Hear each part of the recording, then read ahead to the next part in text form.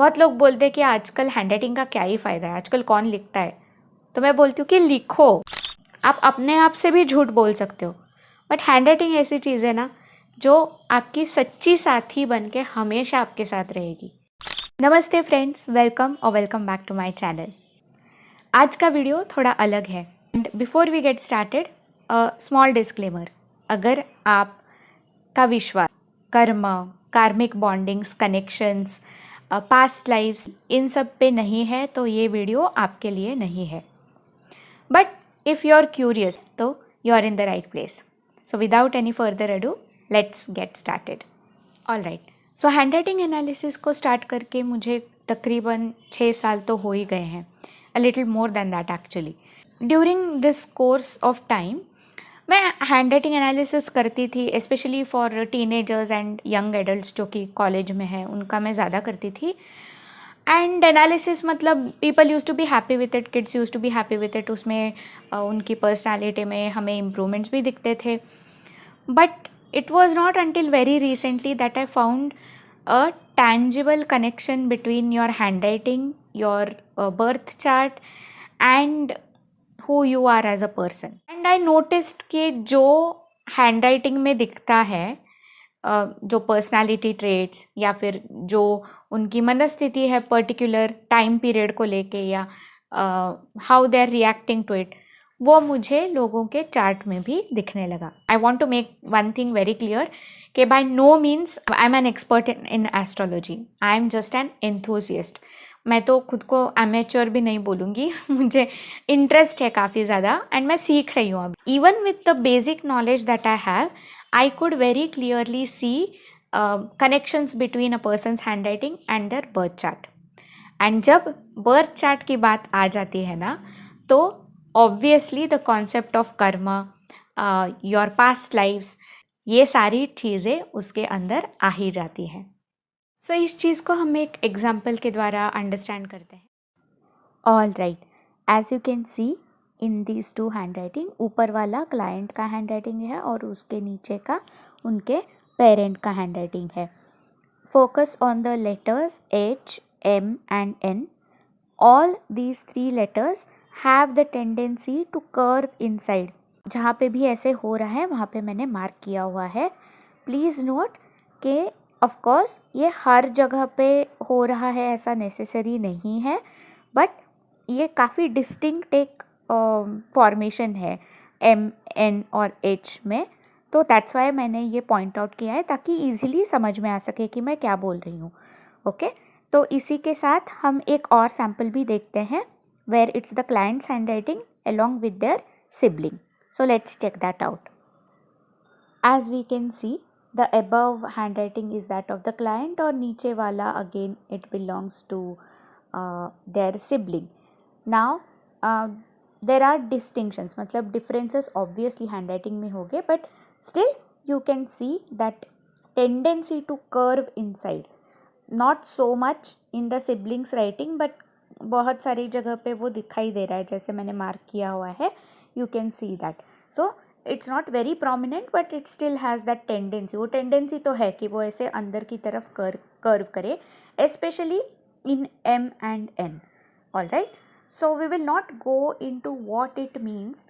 Analysis के point of view से इसका क्या मतलब होता है उसकी बात नहीं करेंगे, because I just want to highlight the point that this can be seen within families.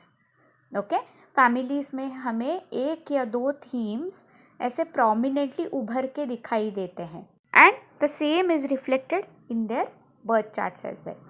I started noticing peculiar patterns within families.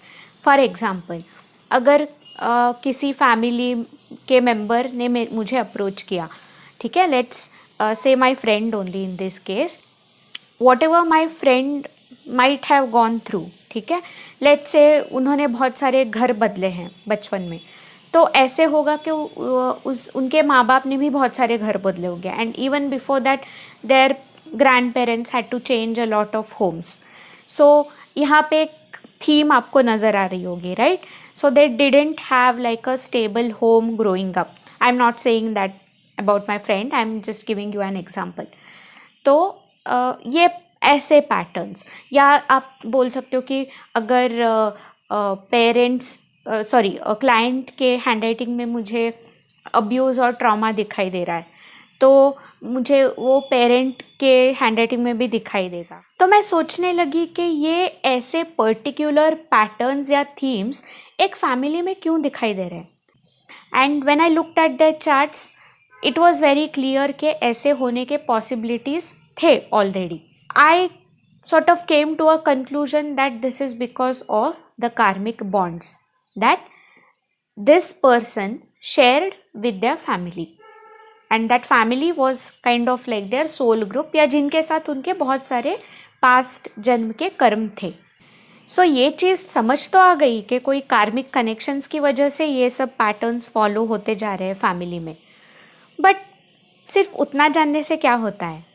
Ultimately we as humans need certain solutions, isn't it? तो हमें solutions की तरफ देखना चाहिए कि is it possible to break these cycles, especially the negative ones? And the answer is absolutely yes. So the solution that I want to offer from my side is going to be that of spirituality. आध्यात्मिक तौर पे आप जो भी path choose करना चाहो, जो भी आपको सही लगे वो चूज़ करना चाहो, I think that is going to be the best, to be very honest. But अगर आपको आध्यात्म में इतना ज़्यादा इंटरेस्ट नहीं है, तो मेरा सोल्यूशन होगा handwriting analysis. Honesty is one of the major keys I think for better spiritual growth, and वो आपको हैंड राइटिंग देगा। बहुत लोग बोलते हैं कि आजकल हैंड राइटिंग का क्या ही फ़ायदा है, आजकल कौन लिखता है? तो मैं बोलती हूँ कि लिखो, इट्स वेरी इम्पॉर्टेंट। लिखना एक आर्ट की तरह ही है। It's like art when you feel a certain thing और अ सर्टन वे। तो बहुत आर्टिस्ट लोग ऐसा करते हैं ना कि they just go and paint और they create something. So writing is also like that. Handwriting एक ऐसी चीज़ है ना जो आपसे कभी भी झूठ नहीं बोलेगी। No matter where you are, आप किसके साथ हैं, आप कहाँ पे हैं, वो आपको जज नहीं करेगी, बट आपको ये बताएगी कि आपको एक्चुअल में अंदर से क्या फील हो रहा है। क्या आप अपने आप से झूठ बोल रहे हैं? क्या आप में अभी भी बहुत सारा गुस्सा दबा हुआ है? जो भी है, जो भी आपने दबा के रखा है, जिसको आपको फेस नहीं करना है, वैसी सारी चीज़ें और आपकी करंट सिचुएशन, अभी आपकी स्थिति परिस्थिति क्या है, वो सब आपको हैंड राइटिंग बताएगी। So how does that sound for a solution? बस यही है कि आपको करेजियस होके ईगो नहीं लाना है बीच में। Whatever your handwriting is trying to tell you, you have to listen to it, and then my friends see how your life is going to change. तो you know what, let's do one thing. मैं इस channel पे हिंदी और English में content डालती रहूँगी। What you can do, start maintaining a journal. Journal में आपको जो भी लग रहा है, डे टू डे एक्टिविटीज़ हो या आपके फीलिंग्स हो, जो भी हो, आप वो जर्नल में लिखते जाओ।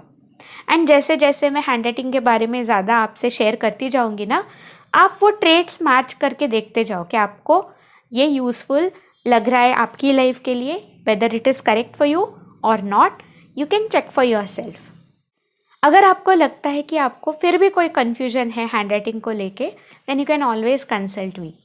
आई do free consultations as well as paid consultations. जो भी आपको अच्छा लगे वो आप कंसल्टेशन मुझसे ले सकते हो। My Instagram and my email details will be in the description. Do feel free to check it out. That's all for today guys. I hope आपको थोड़ा अलग पर्सपेक्टिव मिला हो हैंड राइटिंग के बारे में, and I hope that it will encourage you to write more. With that, I will see you guys next time. Till then, take care. Bye bye.